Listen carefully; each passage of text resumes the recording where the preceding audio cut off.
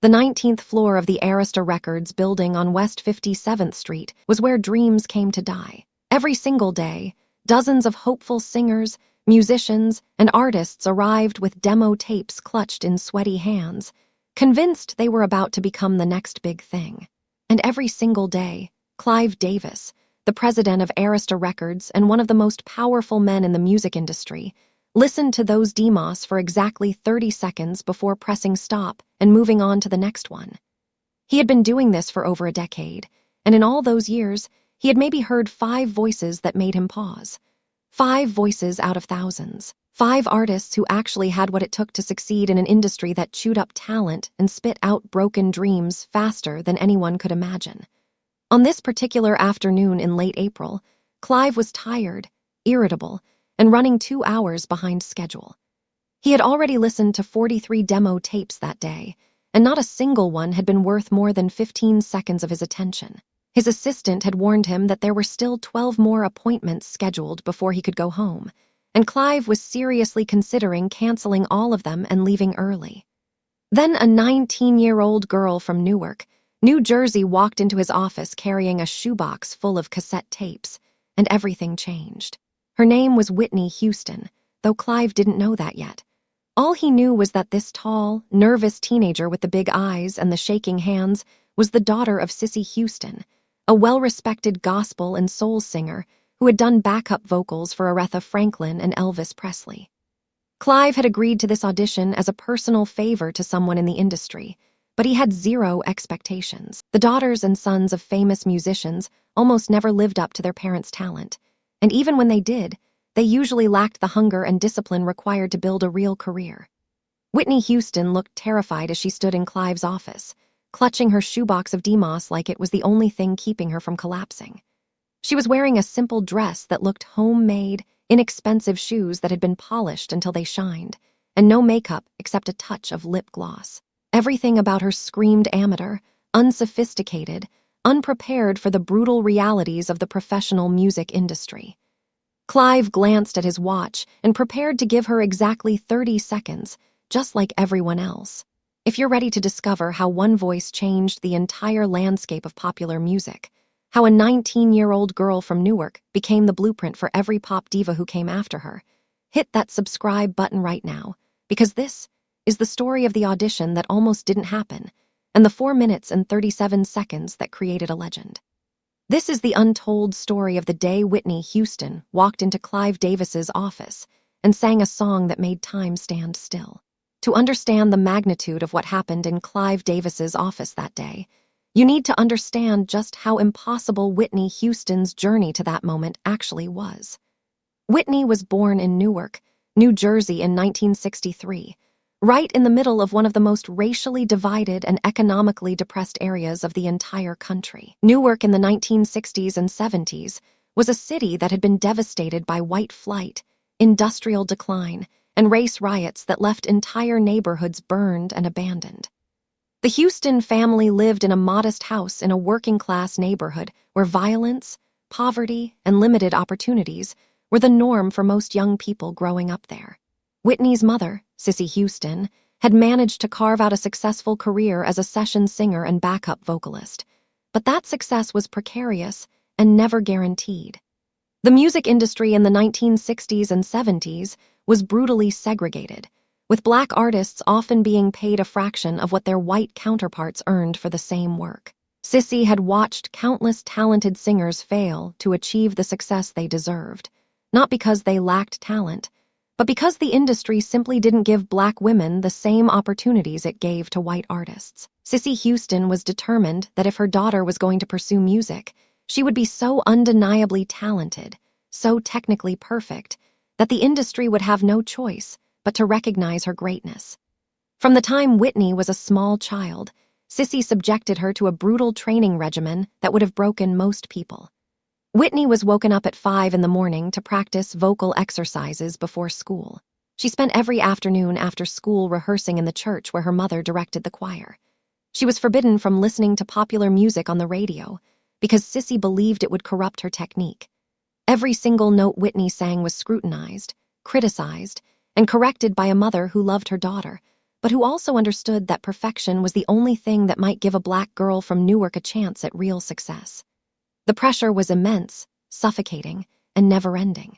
By the time Whitney was 16 years old, she had one of the most technically perfect voices anyone had ever heard. But she also had something else. A deep, gnawing fear that she would never be good enough, that no matter how perfectly she sang, it wouldn't matter because the industry would never give her a real chance. Whitney had watched her mother struggle for decades, had seen the disappointment and exhaustion in Sissy's eyes when she came home from yet another session where she had been treated as replaceable and disposable. Whitney loved singing, but she was also terrified of it, terrified of what it would cost her, terrified of failing in front of her mother who had sacrificed so much to train her. For 3 years, Whitney avoided pursuing a professional music career, instead working as a model and singing backup for her mother at small venues around New York City. She told herself she was waiting for the right opportunity, but the truth was she was paralyzed by fear and self-doubt. Then, in early 1983, one of Sissy's industry contacts mentioned that Clive Davis was always looking for new talent and might be willing to listen to Whitney's demo. Sissy immediately began preparing Whitney for an audition, drilling her on song selection, vocal technique, and professional behavior. But the more Sissy pushed, the more Whitney's anxiety grew. The night before the scheduled audition, Whitney had a complete breakdown. She told her mother that she couldn't do it, that she wasn't ready, that she would embarrass herself and disgrace the family. Whitney Houston's response was harsh, but came from a place of desperate love. She told Whitney that fear was a luxury that black girls from Newark couldn't afford, that the world wasn't going to give her another chance if she walked away from this one, and that if she didn't have the courage to walk into Clive Davis's office and sing, then everything they had worked for together had been a waste of time. Whitney went to the audition, but she went terrified, carrying a shoebox of cassette tapes that she had recorded in various small studios over the previous 2 years, none of them professionally produced, all of them rough and unpolished. She had no idea that the man sitting behind the desk in that office was about to change her entire life. When Whitney Houston walked into Clive Davis's office on that April afternoon, she immediately noticed that he was distracted. He was on the phone, having what sounded like an intense conversation about contract negotiations with another artist. His desk was covered with papers, cassette tapes, and industry trade magazines. The entire energy of the room said busy, important, don't waste my time. Whitney stood awkwardly by the door with her shoebox of DMOS, unsure whether she should sit down or wait to be invited, unsure whether she should interrupt his phone call or wait for him to finish. Finally, after what felt like an eternity but was probably only 90 seconds, Clive hung up the phone and looked at her with an expression that Whitney would later describe as politely bored. Clive gestured for her to sit down and asked for her demo tape. Whitney fumbled with the shoebox, her hands shaking so badly that she almost dropped it. She pulled out a cassette labeled Whitney Houston Demo 1982 in her own handwriting and handed it to Clive with an apologetic smile. Clive took the tape, popped it into his cassette player, and pressed play. The first song on the tape was a gospel-influenced ballad that Whitney had recorded in a small church basement studio.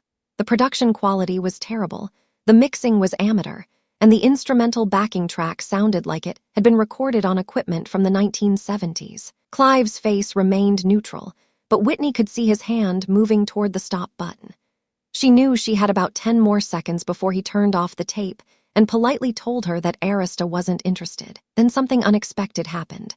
Whitney's voice came in over the rough instrumental track, and despite the poor production quality, despite the amateurish mixing, despite everything wrong with the recording, her voice cut through all of it like a laser beam. It was pure, powerful, and absolutely flawless. Clive's hand, which had been moving toward the stop button, froze in midair.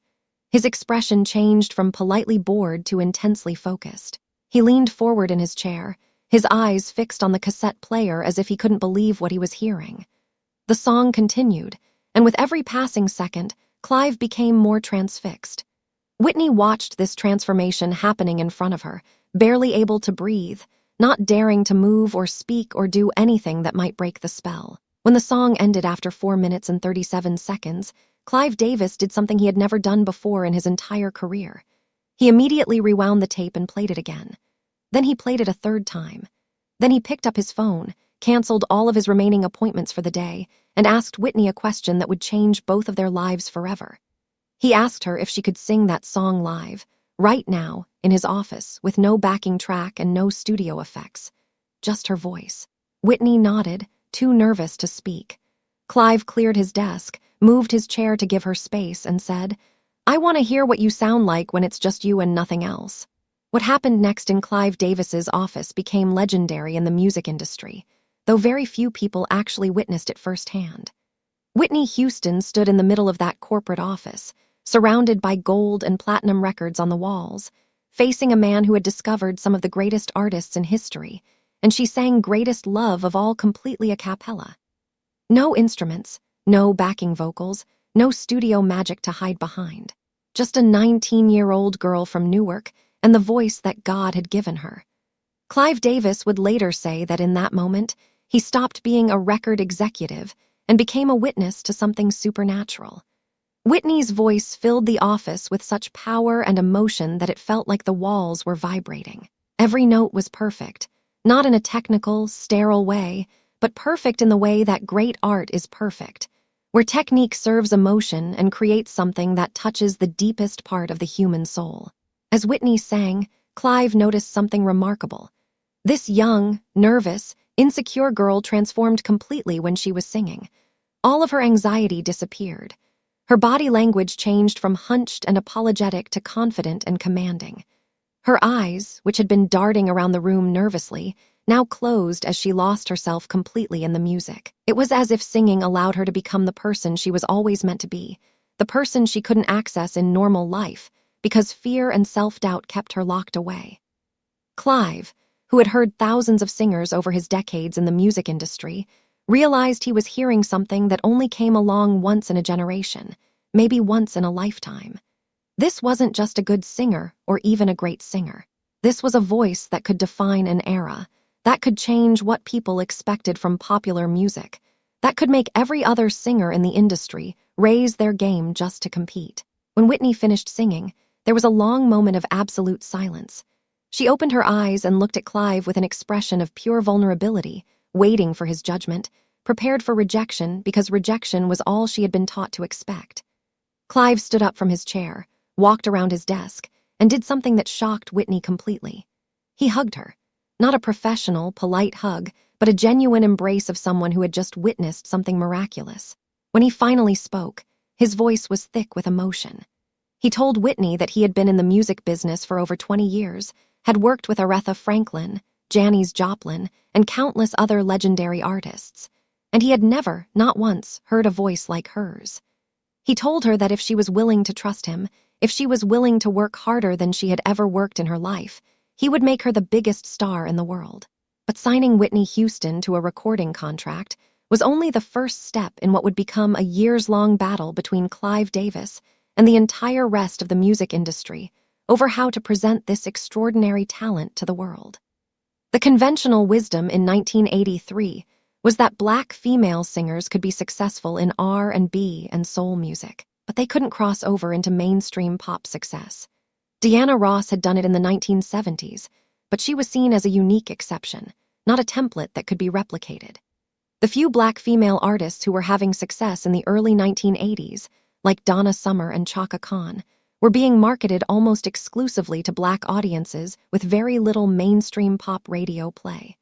Clive's team at Arista Records assumed that Whitney would follow the same path. They began developing a marketing strategy that positioned her as an R&B artist who would appeal primarily to urban contemporary radio stations and black audiences. Clive Davis shocked everyone by rejecting this entire approach. He announced that Whitney Houston was not going to be marketed as an R&B artist or a soul singer or a gospel artist or any other category that the industry used to segregate black talent. Whitney Houston was going to be marketed as a pop artist, period. She was going to get the same level of promotion, the same quality of producers and songwriters, the same radio play on mainstream pop stations as any white artist with her level of talent would receive. Clive's team thought he was insane. The label's marketing department warned him that pop radio stations wouldn't play a black female artist, that MTV wouldn't put her videos in rotation, that white audiences wouldn't buy her records. Clive's response was simple and absolute. Whitney Houston's voice was so undeniable, so perfect, that the industry would have no choice but to accept her on equal terms. But there was another battle being fought simultaneously, and this one was even more difficult because it involved Cissy Houston. Whitney's mother had very specific ideas about what kind of music her daughter should sing, and those ideas were rooted in gospel and soul tradition. Cissy believed that pop music was shallow, that it would corrupt Whitney's technique, and that pursuing mainstream success would require her daughter to compromise her artistic integrity. The arguments between Cissy Houston and Clive Davis became increasingly heated as they worked on Whitney's first album. Cissy wanted Whitney to record gospel-influenced songs with strong R&B elements. Clive wanted Whitney to record sophisticated pop ballads that would appeal to the broadest possible audience. Both of them believed they were fighting for Whitney's best interests, but their visions were fundamentally incompatible. The conflict came to a head during the recording sessions for Whitney's first album.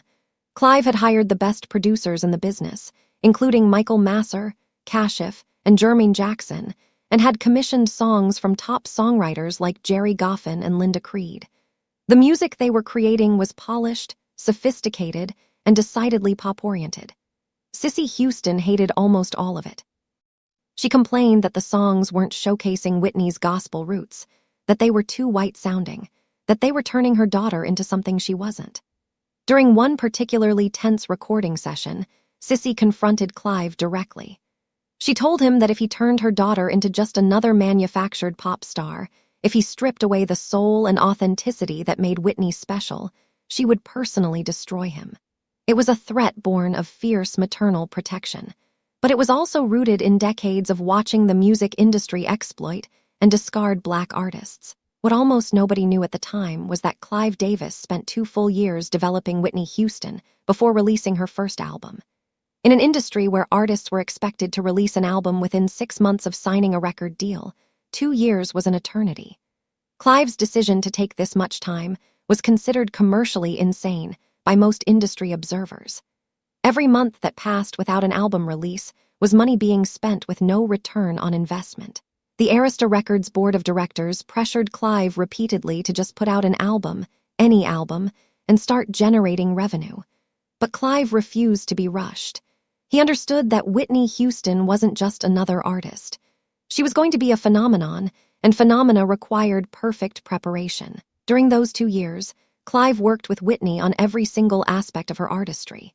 He didn't just focus on her singing, though they did spend countless hours in the studio refining her technique and expanding her range.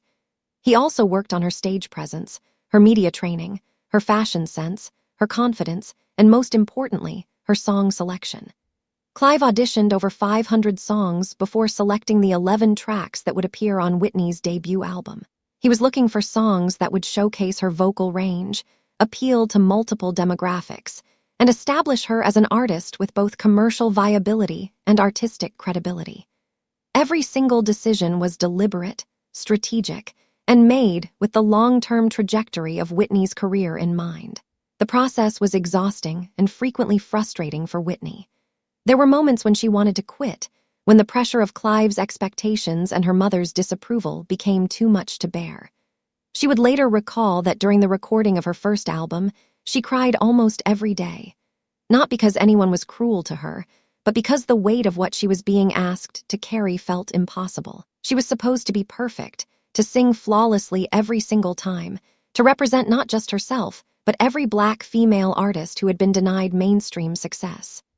The burden of being the first, of being the one who had to prove that a black woman could dominate pop music on equal terms with anyone, was crushing. During one particularly difficult recording session, Whitney broke down completely. She told Clive that she couldn't do it anymore, that she wasn't strong enough, that he should find someone else to be his crossover superstar. Clive's response to Whitney's breakdown was something she would remember for the rest of her life. He didn't give her a pep talk or try to motivate her with promises of fame and success. Instead, he told her the truth. He said that the music industry was going to try to destroy her, that critics would say terrible things about her, that some people would hate her simply because she was successful, and that she would face racism, sexism, and every other form of prejudice imaginable. But he also told her that she had something those people could never touch, a voice that was a gift from God, and a responsibility to use that gift to open doors for every young Black girl who came after her. He told her that being strong enough wasn't the point. The point was being brave enough to keep going even when you didn't feel strong. Whitney Houston's self-titled debut album was finally released in February 1985, nearly 2 full years after she had first walked into Clive Davis's office with her shoebox of demos. The album was unlike anything else on the radio at that time. It featured sophisticated pop ballads like Saving All My Love for You, up-tempo dance tracks like How Will I Know, and powerful emotional showcases like Greatest Love of All. Every song was produced with meticulous attention to detail, every vocal performance was flawless, and every element of the album was designed to appeal to the broadest possible audience while never compromising Whitney's artistry. The critical response was overwhelmingly positive, with reviewers praising Whitney's voice as one of the greatest in popular music history. But the real test was whether the album would actually sell. The first single, Saving All My Love for You, was released in August 1985, 6 months after the album's release.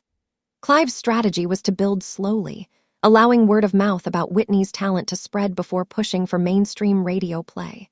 The strategy worked. The song started getting played on R&B stations, then adult contemporary stations began adding it, and finally mainstream pop stations started playing it in heavy rotation. By October 1985, Saving All My Love for You had reached #1 on the Billboard Hot 100, making Whitney Houston the first Black female artist to top the pop charts in over 5 years. But that was just the beginning. The second single, How Will I Know, reached #1 in February 1986. The third single, Greatest Love of All, reached #1 in May 1986. By the time the promotional campaign for the album ended, Whitney Houston had spent nearly 2 years on the Billboard charts and had sold over 25 million copies worldwide. What made Whitney's success even more remarkable was that she had achieved it by breaking every rule the music industry had ever established about Black female artists. She wasn't being marketed exclusively to Black audiences. She wasn't being played only on R&B radio stations. She wasn't being kept out of MTV rotation or denied mainstream pop success. Whitney Houston was dominating every format, every demographic, every market, proving that Clive Davis's vision had been correct all along. Talent this undeniable couldn't be categorized, segregated, or limited by the industry's racial prejudices. The voice that Clive had first heard on a poorly produced demo cassette was now the most famous voice in the world, and it was changing what people believed was possible for Black female artists. But the victory wasn't just commercial. It was personal for both Whitney and Clive. Whitney had overcome her fear, her self-doubt, and the immense pressure of being the first, and she had proven to herself that she was strong enough to carry that burden. Clive had bet his reputation and his career on a 19-year-old girl from Newark, and she had vindicated his faith in the most spectacular way possible. Their relationship had evolved from executive and artist into something more like father and daughter, built on mutual respect, shared struggle, and the knowledge that they had created something extraordinary together. The day Whitney Houston walked into Clive Davis's office with a shoebox full of demos became the foundation for one of the most successful partnerships in music history. Over the next 27 years, Whitney and Clive would work together on 7 studio albums, sell over 200 million records worldwide, and establish Whitney as one of the best-selling music artists of all time. But more important than the commercial success was the impact Whitney had on the music industry itself. After Whitney's breakthrough, record labels could no longer justify refusing to sign Black female artists to mainstream pop deals. Radio stations could no longer claim that their audiences wouldn't accept Black female voices. MTV could no longer defend their lack of Black female artists in rotation. Whitney Houston had kicked down every door that had been closed to Black women in popular music, and she had done it with such overwhelming talent that the industry had no choice but to change its practices. Clive Davis would often reflect on that first audition in interviews, describing it as the most important 4 minutes and 37 seconds of his entire career. He said that in all his decades in the music business, He had never experienced another moment quite like hearing Whitney's voice for the first time. That feeling of recognizing immediately that you were in the presence of something historic. He also talked about the weight of responsibility he felt in developing Whitney's career, knowing that if he failed, if he allowed the industry to diminish or misuse her talent, he would be failing not just Whitney, but every Black female artist who was counting on her success to open doors for them. Whitney herself had complicated feelings about that first audition and everything that followed. She was grateful for the opportunities Clive had given her and the success they had achieved together. But she also struggled with the burden of being a symbol, of having to represent something larger than herself, of never being allowed to just be a person making music because she loved it. In her later years, as she battled addiction and personal demons, Whitney would sometimes talk about wishing she could go back to that moment before the audition, when she was just a scared 19-year-old girl with a shoebox of DMOS, before the weight of expectation and responsibility had crushed the joy out of music for her. When Whitney Houston died in 2012, Clive Davis was one of the first people notified. He was preparing for his annual pre-Grammy party when he received the devastating news. Rather than cancel the event, Clive decided to transform it into a memorial celebration of Whitney's life and career. During his emotional speech that night, Clive talked about the first time he heard Whitney sing, about how he knew immediately that he was hearing something that would change music history.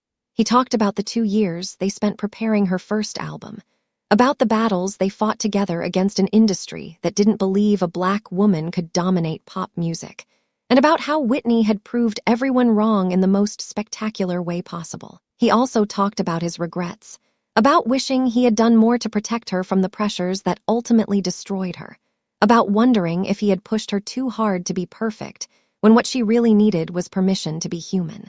The story of Whitney Houston's first audition for Clive Davis is more than just a tale of talent being discovered. It's a story about courage, about a young woman finding the strength to walk into a room where she didn't think she belonged and sing like her life depended on it. It's a story about vision, about a record executive who believed that talent could overcome prejudice and was willing to bet his career on proving it. It's a story about the cost of being first, about the burden of carrying the hopes of everyone who looks like you and dreams like you on your shoulders. And it's a story about the 4 minutes and 37 seconds that changed popular music forever, proving that when a voice is truly undeniable, the whole world has no choice but to listen. If this story inspired you, if you've ever had a moment where you had to choose between fear and courage, share your experience in the comments below. Hit that like button if you believe that talent and determination can overcome any obstacle, and share this video with someone who needs to be reminded that their dreams are worth fighting for.